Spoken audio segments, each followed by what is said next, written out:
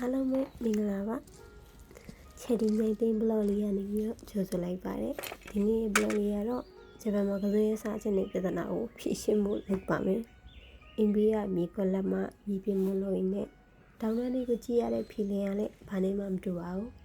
နေဘက်မှာနေရတဲ့အာတာချက်ကတော့ဂျပန်ရဲ့တိတ်ဆိတ်ငြိမ်သက်တဲ့ဘိုက်ကိုအပြည့်အဝရစေတာပါတိတ်ဆိတ်တောင်နှစ်သိန်းတော့နေဘက်မှာနေဖို့အကြံပေးပါလေဒါပေမဲ့နေ့ခြေကနှင်းရမ်းကြတဲ့ဘက်မှာနေရဆိုတော့ဆောင်းရသည်မှာတော့သွားလာရတာရဲခဲပြီးတော့နေထိုင်ဖို့နည်းနည်းခက်ပါတယ်နေရာဒီကတော့အကောင်းဆုံးလို့ပြောလို့မရပါဘူးဘာဖြစ်လို့လဲဆိုတော့တစ်ခါတလေမှဆိုရင်တောင်နေပေါ်ကနေပြီးတော့ဝင်နေဆင်းလာပြီးတော့အစာချလာတဲ့အခါမျိုးမှာလူတွေနဲ့တွေ့ပြီးတော့သူတို့ကိုယ်သူတို့ကားခဲ့ဖို့အတွက်ဆိုပြီးတော့လူတွေအနေပြတာမျိုးကြီးဖြစ်နိုင်လို့ပါ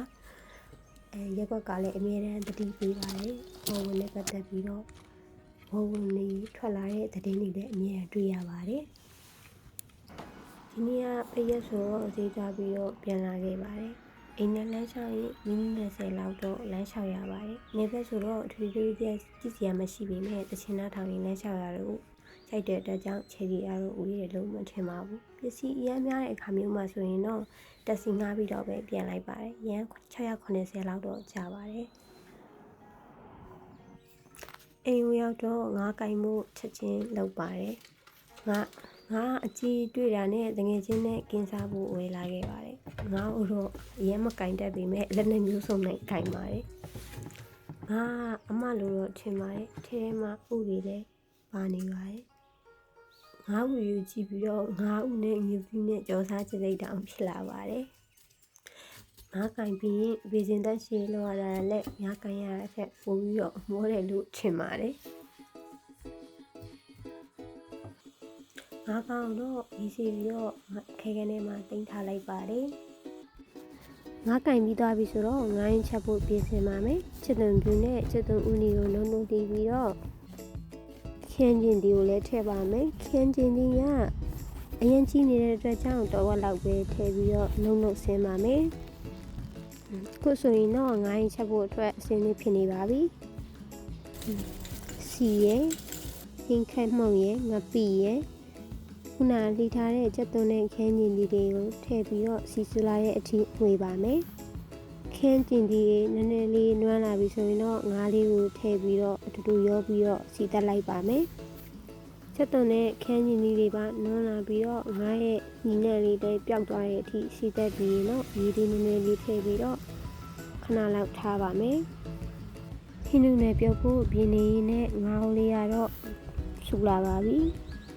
နည်းနည်းလောက်မှုပေးပြီးတော့ဟင်းနုနဲ့ရက်ကိုရေးစေပါမယ်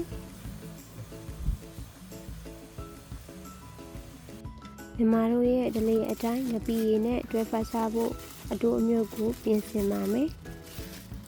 အသီးနှံတွေကိုအစိမ်းစားမယ်ဆိုရင်တော့ရေစီးရုံနဲ့မလုံလောက်ဘူးလို့ခြေရတော့ထင်ပါတယ်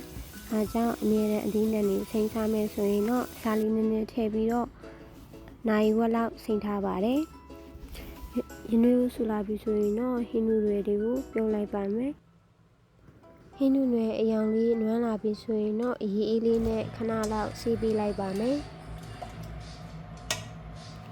ဟင်းနူတွေနဲ့ရောကြော်ဖို့အတွက်ကတော့ပဲစီအစိမ်းလေးတွေရဲ့လျုပ်ပွားလေးကိုနည်းနည်းပြင်ဆင်ပါမယ်ငါဟင်းလေးချက်သွားပြီးမို့လို့ပကံထဲကိုထည့်ပြီးတော့ဆဲထားလိုက်ပါတယ်အီလေးနဲ့ဆန်းပြီးတော့နေစားကျင်တာဖြစ်တဲ့အတွက်ကြောင့်အီလေးကြံအောင်ပဲချက်လိုက်ပါတယ်ဒီရွက်ကြော်ဖို့စီဒီလေးလေးနဲ့ပန်းရုပ်ပွားကိုကြော်ပြီးတော့ညှလာပြီဆိုရင်တော့ဟိုလန်းဆိုးတွေကိုလည်းထည့်ပြီးတော့အတူတူရောပြီးတော့မှွေလိုက်ပါမယ်အရသာအနေနဲ့ကတော့ခီးစီလေးရဲ့ပဲငပြားရဲ့အကြည်လေးရဲ့စားလေးရဲ့ပဲထည့်ပြီးတော့နောက်ဆုံးမှာတော့ချက်ဦးလေးတစ်လုံးလောက်ကိုထည့်ပြီးတော့မှွေလိုက်ပါမယ်ချက်သွားပြီဆိုရင်တော့ခုနကစားစိမ်ထားတဲ့အသီးနှံလေးတွေကိုတယောက်စာအတွက်ပြင်ဆင်ပါမယ်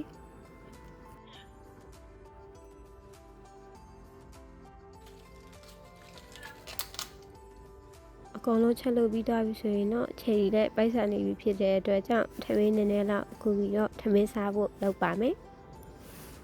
စားကြပါဦးငယ်ချင်းတွေကအလုပ်သွားတဲ့အတွက်ကြောင့်တယောက်တည်းပဲစားပြစ်ခဲ့ပါတယ် နောက်နေ့တွေမှာလည်းဟင်းချက်ဘလော့လေးတွေဆက်ပြီးတော့ထင်သွားမှာမို့လို့ဆက်ကြည့်ပေးကြပါအောင်နော်။